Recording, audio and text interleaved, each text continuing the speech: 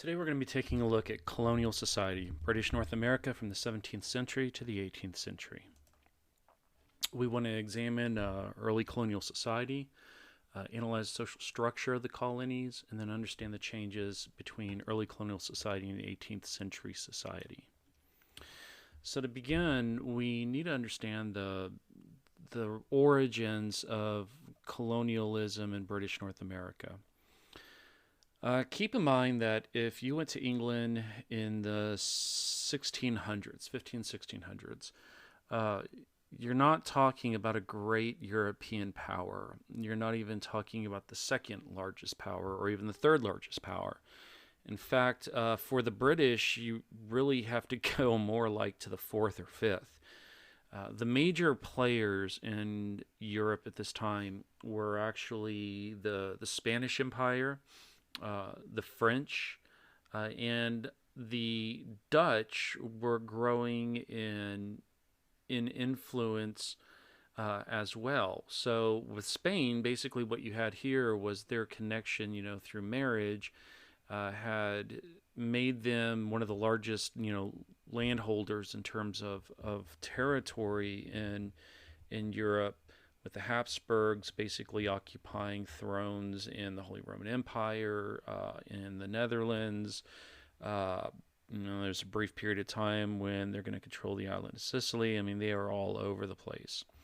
And then they are challenged by really the only other major land power in Europe, which would be the French. Now, the Dutch at this time, they're small, but they are growing largely because of technological innovations, especially in terms of shipping. So when it comes to exploration, the leading powers are really going to be the Portuguese, followed by the Spanish, they're next up, and then the Dutch, and then finally you get into like the French and the English. So it's the English, when it comes to it, what exactly is pushing them, why are they moving, or trying to move away from their home in Europe. Well, when it comes to individual or when it comes to the nation as a whole, one of the big things here is, of course, empire. The English want to set out, they want to get access to new land, new territory. Of course, when it comes to the game of empire, they're really Johnny come latelys. The Spanish, by the time the English established their very first permanent settlement in Jamestown, 1607, the Spanish have been active in the New World for quite some time. You have the Dutch that have established some holdings in the Caribbean for the production of sugar. And then finally you get down, you have the Portuguese that are establishing beachhead, what is modern day Brazil. And then finally you get to the British and the French. So the British, like the others, they do want to develop empire. They do want overseas territories. So from a national perspective, that's the goal. When you get down to individual English subjects, though, it's more basic. It becomes more basic. First and foremost, there's the issue of religion. You have within England a group of people that are kind of lumped in together, known as dissenters, and then another group of Catholics. So the main religion of Great Britain at this time is the Anglican Church, aka the Church of England. That is the official state religion. And they do allow for people of other religious persuasions to practice their faith, but it comes with costs. So down here in the dissenters category, you would have your Quakers, you would have your Presbyterians, not really within dissent. Well, Catholics would fall into the dissenters, but they're also kind of treated as a whole other category of their own as well. So these are like some of the main groups right here. And if you're a dissenter, it basically means that you can practice your faith, but it's in very, kind of controlled circumstances. And then you don't have access to university, you don't have access to certain posts, And this is important for people, for the gentry, for the nobility, as well as, up and coming, this very small, seed of a middle class that's starting to develop in European countries at this time. Now, included within the dissenters category are members of the Anglican Church, but members that don't agree with the dominant faith. And these are your separatists. These are people that believe that the Anglican Church has too much remnants of too many remnants of Catholicism left in it. They don't believe that it can be, saved. It can't be cleansed, and so they don't want to be a part of it anymore. But then on top of that, you have a group that we commonly refer to as the Puritans, and these are people that want to purify the Anglican Church of any remnants of Catholicism. But again, they're a bit of the minority.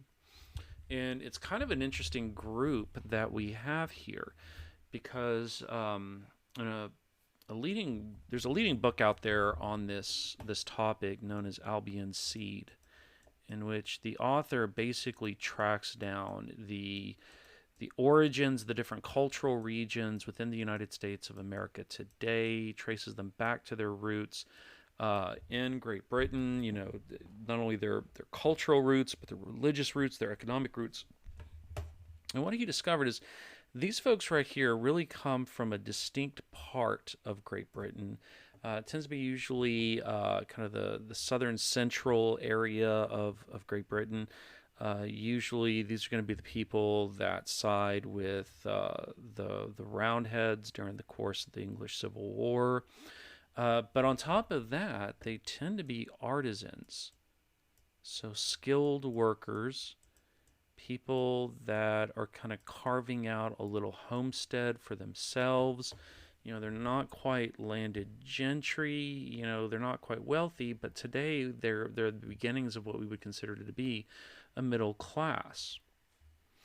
And so what do they want? Well, these are folks that want new beginnings, really.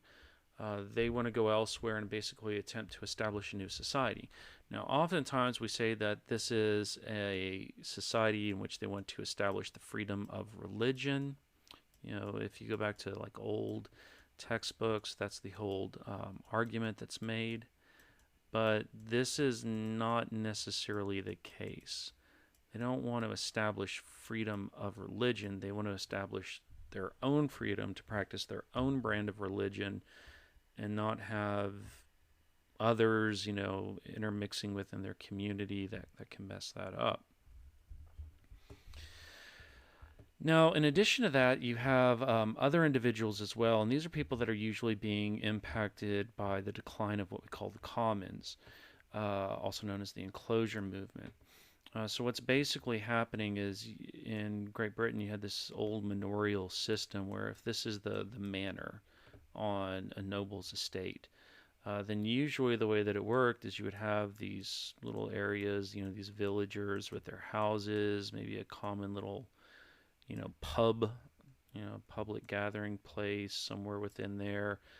Usually somewhere you'd have your church, of course, but basically there's a plot set aside somewhere on the estate where the commoners went out and they farmed. And they would go and they would say, okay, a certain section belongs to the Smiths and the Joneses and the, Coopers and so on and so forth. And then that's how they would basically farm. Of course, you have a 3 crop rotation system. Part of it's going to be for, being laid fallow. You're going to have another part where, some of the animals are going to be lounging around, or they may have like some sort of other crop planted here that's going to help rebuild the soil. And this is basically life. They all come together, they meet together here at the public house. They decide who gets what, and then that's how the seasons of their lives go around this farming community. And what happens with these communities is that the landowners begin to realize, hey, in this growing commercial, market, if you will, I can make more money if instead of focusing on this stuff, I focus on cash crops, or more importantly, if I focus on livestock, sheep, that produce wool, which um, can be turned into textiles. So if I were to focus on sheep instead, I'm not going to need all of this stuff over here, and I don't need all of these fields, and I don't need all of these peasants, and I don't have to necessarily keep a church.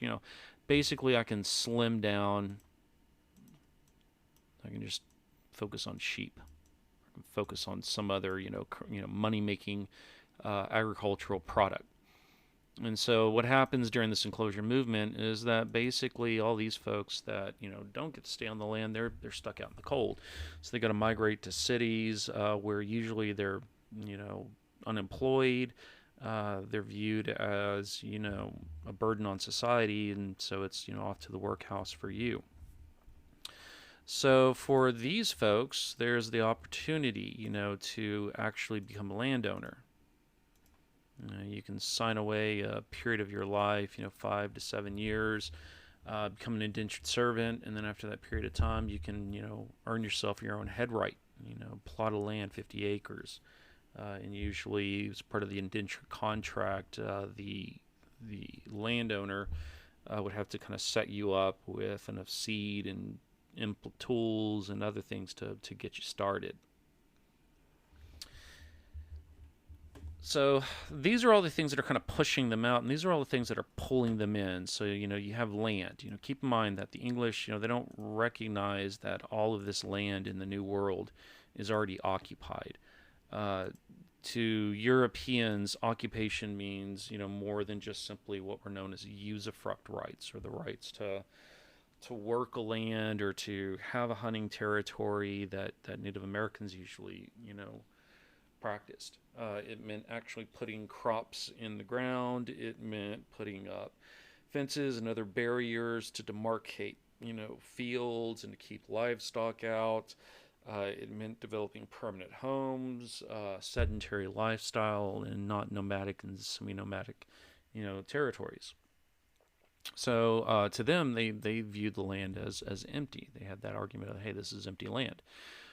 They saw the Americas as, untouched territory, all these trees that they could use for the building of ships and, other construction purposes. They saw, land that Native Americans hunted on, not as occupied land, but as free land that they could go out, they could plant crops on, they could ship those crops back to Europe to be, sold on the market or consumed.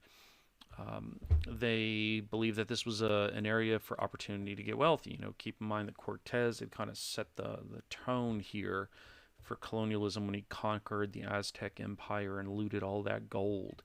The Spaniards, by the 1600s, it's been 100 years in the Caribbean, but more importantly in Central and South America.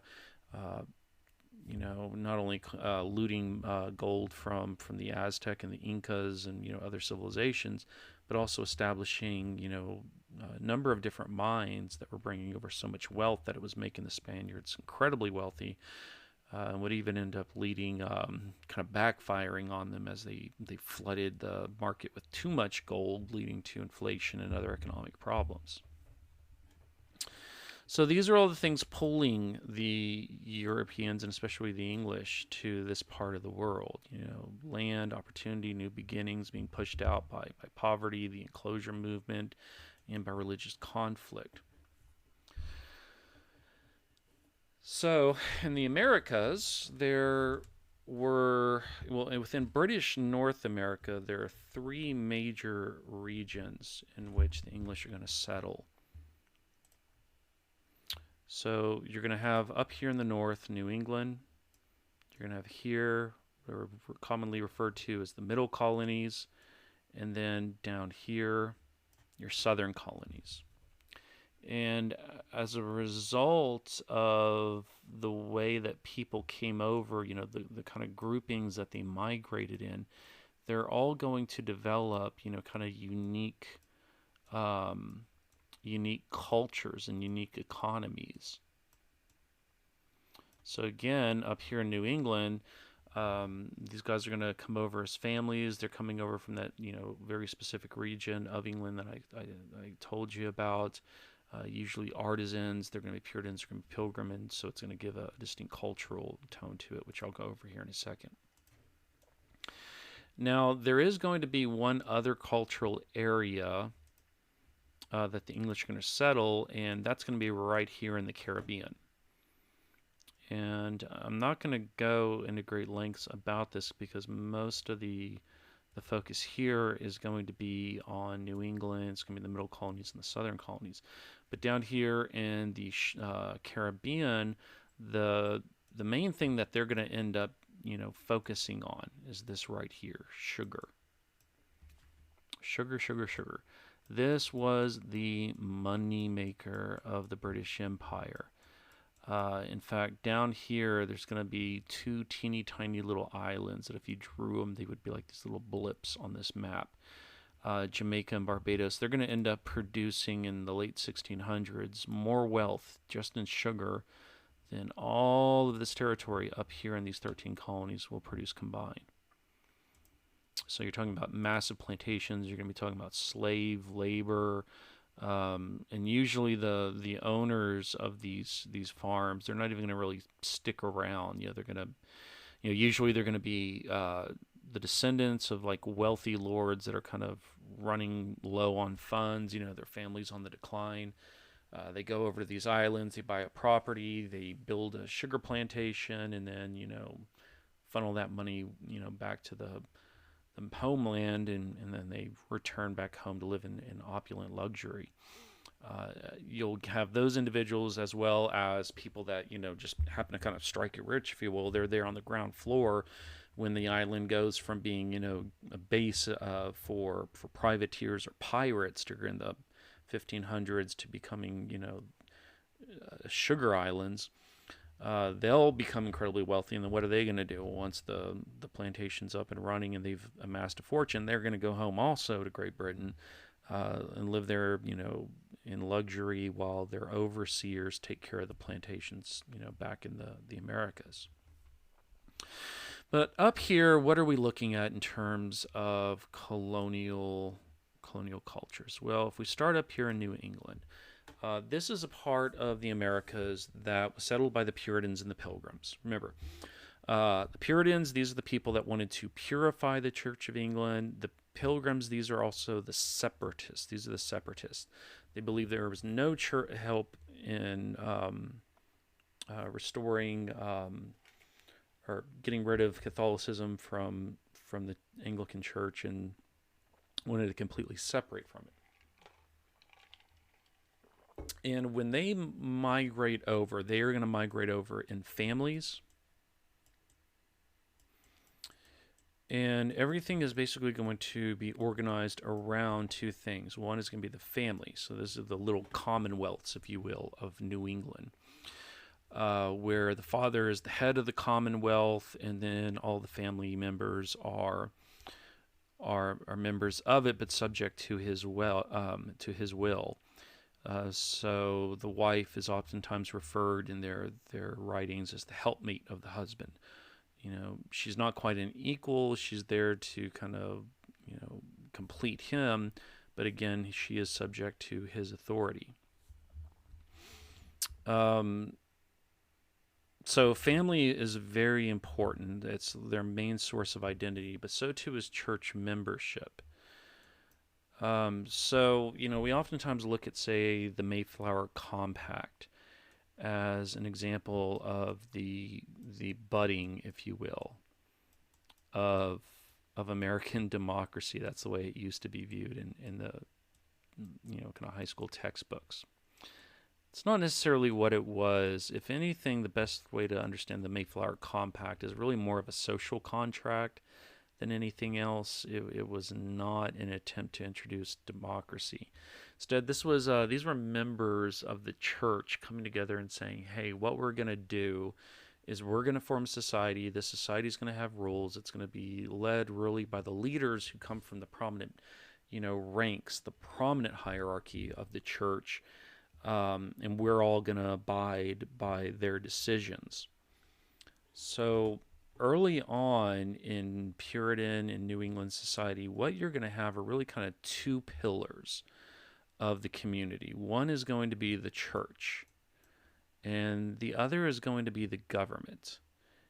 And traditionally, these two will be considered separate. Usually there are rules when they start sitting down and officially writing and forming their town laws that say that if you're a minister you can't be a member of the government and vice versa, but that does not mean that there's not a heavy amount of influence here. In fact, there's a lot of influence there. So while you can't have a preacher in many of these communities that serve in the government will though enact religious law. So that will be considered the source of much of their legislation. And you could really kind of see, also within here, this social hierarchy that's based on, you know, they didn't really like to say that it was based on wealth necessarily, because wealth was shunned in many of these cultures. They didn't like the idea of ostentatious clothing. They, you know, didn't take it quite to the extent of, say, the Quakers, but the idea of kind of dressing plainly and being modest was valued by them. But usually, what you would have are like the prominent family members. They're gonna sit up here, in the privileged positions of churches, and then as you go to the less kind of prominent seatings or seats of a church, those are going to be the families that are really kind of on the social, outskirts. They're members of the church, but they're not as influential as other families.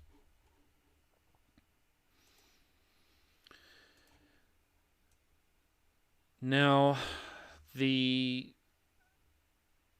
way that these families were structured meant that you're gonna have, a lot of this it's kind of a combination because you're focusing on families.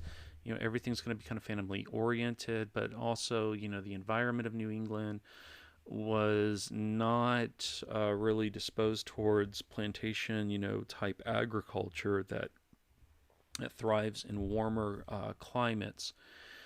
So small farms are going to end up dominating much of New England. Small farms that are worked on by the family.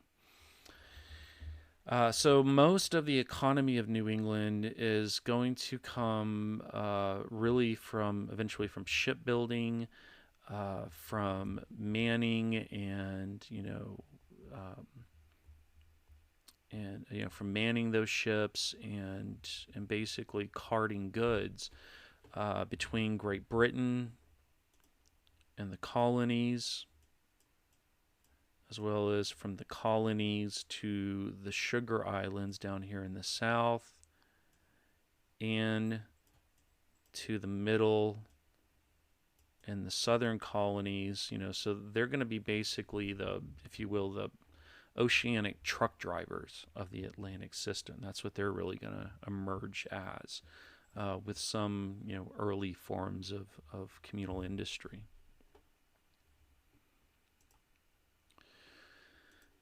Now, the middle colonies are going to be a little bit different. Here, you're going to have a whole array of different types of people that are going to settle here. You'll have the Dutch that are actually going to initially settle in parts of modern day New Jersey, and what was known then as New Amsterdam, especially along the Hudson River. You'll have like some communities of Swedes that'll appear. You're going to have Quakers that are going to establish the colony of Pennsylvania. You'll have, it's really a little bit outside of the middle, kind of, it's more towards southern, but still Catholics here in Maryland. You'll have, Germans over here in western Pennsylvania eventually. Just a whole array of different people. So Anglicans, Catholics, Quakers, Presbyterians, just you name it, it's in there. So a very cosmopolitan type of a culture that's going to develop there. You're going to have some small farms. You will have some plantation type farming, some subsistence farming, some kind of more commercial type farming. Uh, but one thing that's going to be a fact of life is that Pennsylvania is really going to be the main city for much of colonial history. It's really not going to be until the early 1800s, especially with the construction of the Erie Canal, that New York, New Amsterdam as it was originally known, but eventually New York, finally is going to take over, once and for all, Philadelphia.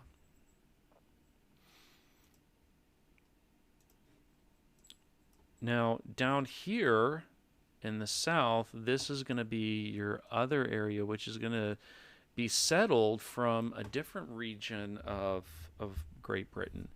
Usually, if you go back and you trace the family records, where are they going to come from in terms of English society? Well, usually they were members of uh, the royal armies, the Cavaliers during the English Civil War. They're going to be, from regions of Great Britain, more in the far south and in the far north. A lot of times they're going to be family members that they're going to be people that are descended from some of the great houses in Great Britain. Usually they're going to be Anglican. You will get some Scots-Irish that will, migrate and settle here in the Appalachian Mountains. Um, but really the big thing here is they're going to come over, and the whole idea is to establish large plantations. So you're not really focusing on small compact communities like you did in New England, which is what made them more successful than Virginia, Jamestown, when it came to surviving those early years. This isn't to say that the New Englanders did not go through some struggles. They did. But generally, if you were to compare them to, say, their starving time to the starving times of Jamestown, the New Englanders, usually they got back up on their feet pretty quickly, established themselves, and then quickly started developing a lot faster than many of the southern colonies. So down here in the south, though, the one thing that did go for them is the land was much more suitable for extensive farming, as well, intensive farming. So they're not really going to focus so much on subsistence farming. You're talking about indigo, rice. You're talking about tobacco. Down here in the south, you're going to have an extractive industry that's going to focus on trading for deer skins harvested by Native Americans on the interior, which are then going to be shipped overseas. And they are also going to be the ones where slavery is going to become fully entrenched. So here, slavery is going to take much deeper roots than it will up here. Up here, you did have some slavery. Had a little bit more in the middle colonies. But up here, you might have some slaves located in parts of New England that would kind of supplement labor. Down here, it's really, slaves are much of the labor that is being used. And their society is going to come to reflect that the longer and the more that slavery grows.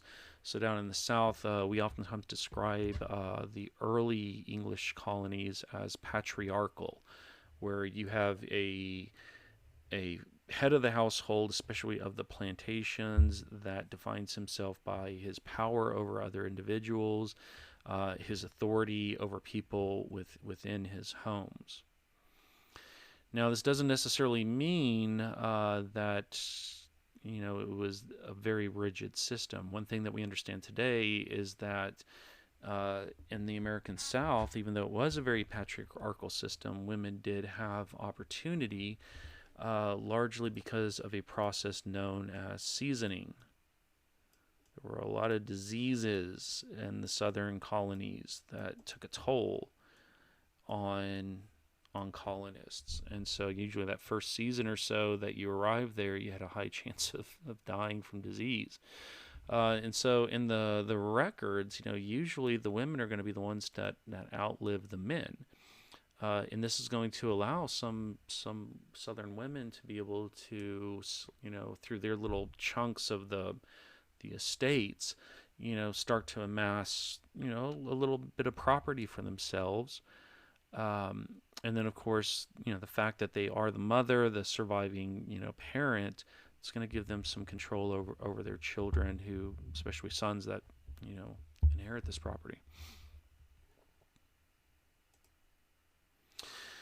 Now, in the 18th century, society throughout the colonies greatly matured. So, if you look at the 17 or the 1600s, you could kind of describe it as a time where everyone's just kind of trying to survive. They're trying to develop industry. They're trying to develop infrastructure. They're trying to find crops that they can sell to, keep the whole colonial venture going. And if they're not experimenting with that, then they're struggling just to survive wars with Native Americans, wars with the French, wars with the Dutch, conflicts with the Spaniards. So really kind of just trying to hang on there. But by the 1700s, it's all changed. What has happened is that these colonies have taken off. Uh, they've, their rate of natural increase went through the roof. I mean, they're doubling time. Their population was doubling within generations. Even at the height of the population boom in the United States, I mean, in modern global history, it really didn't quite experience the increase that, the natural increase that, these colonies did. The firm entrenchment of slavery in the South meant that they were producing goods that were being sold abroad, and they were really kind of latched into the Atlantic system at this point. What we oftentimes refer to as the triangular trade. So the southern plantations, what are they making money on? They're making money on, again, those crops like tobacco and indigo. They're making money on exporting grains and deerskin to the sugar plantations. You have the north and the middle colonies. They're really kind of becoming the shippers, if you will, the people that actually transport the goods throughout the Atlantic system. The merchants of the Atlantic system, the people that are, surveying lands in the West and overseeing it. You have, families like the Astor family that's, increasing their wealth through the fur trade. All these things are kind of coming together and really expanding wealth. And this is bringing about a change in the way that society works. There's been this consumer revolution, as we call it, in Europe already, where new forms of wealth coming in from exploration and conquest of other lands is increasing their access to new consumer goods, as is changes in technology, and that's happening here in the colonies as well. So a good example of this would be something like tea. Tea is becoming a increasingly popular drink within the colonies, and so one of the things that a housewife who kind of shows her social status can do is she can go out and purchase tea sets, which requires all sorts of different fine china that's usually made outside of the colonies, has to be imported. Um, the house is changing in structure and in architectural design, with rooms now becoming separated based on function.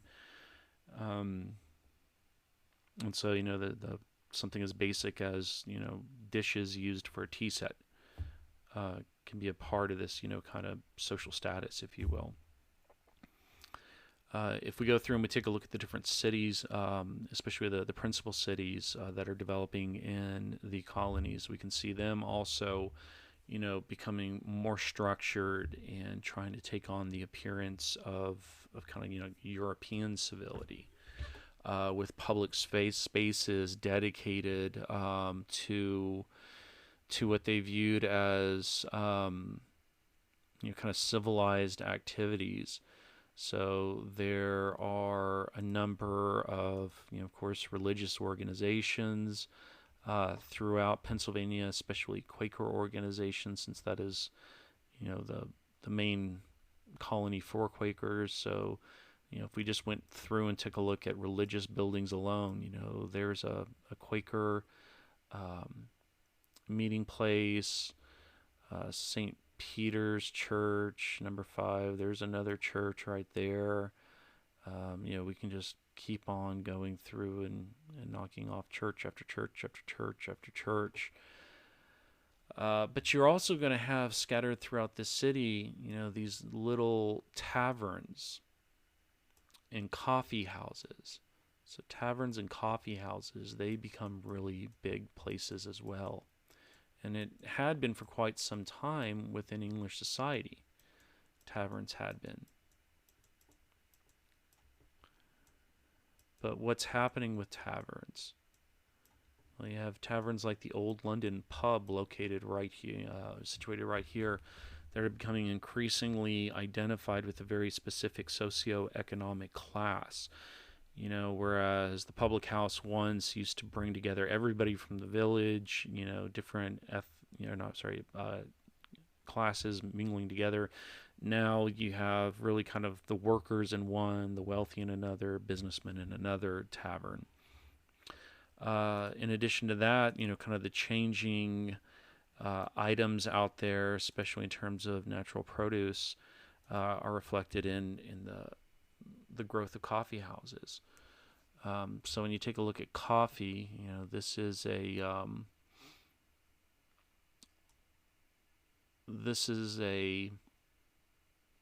drink that first started in the Middle East, known as kahwa. It goes from being a Middle Eastern beverage, really being gaining some more popularity in Europe. And then what happens? Well, in South Central America and in the Caribbean islands, they realize, hey, we can start growing coffee there. And it becomes more and increasingly popular, both in Europe as well as in the colonies. And so coffee houses start propping up in places like Philadelphia also, and they start to mimic many of the rules that you would find in European coffee houses. For example, no loud noises, no kind of riotous, behavior. It was considered a place of for business and for calm social interaction. And then this is, again, just to emphasize the interconnectedness of this world. You can take a look at the Great Awakening. This was a religious movement that started really in England and quickly crosses the Atlantic Ocean, where this abundance of printing presses is going to spread the word and the messages of itinerant preachers like George Whitefield throughout the American colonies. And this is the time where you're going to have these prominent preachers that are going to start to take a look, not only at what exactly they believe true Christianity is, but they're also going to start to ask the question of what is the role of consumption in this. So guys like Jonathan Edwards and George Whitefield, questioning whether or not these new ostentatious displays of wealth among the middle class, if that's suggesting a godless attachment to material goods. They start to look back to the 1600s and kind of the rugged existence of their Puritan forefathers as a model of proper living, that kind of austere existence, that kind of bare knuckle survival forced on them. So society alone in the colonies. Keep in mind these are people that are coming over. It was populated by people that were coming over for a number of different reasons. Some religious, some materialistic. You don't really have one culture within the British North America during these 2 centuries. In fact, what you have are multiple cultures. Uh, Gender roles were generally there were a lot of commonalities in gender roles in the form of the husband being the dominant figure in the house, but there were subtle differences depending on where you were, and the types of economies and the types of consumer cultures that you would find there also depended largely on a number of factors, ranging from agricultural practices to um, natural resources, to what kind of industry was dominant within that colony.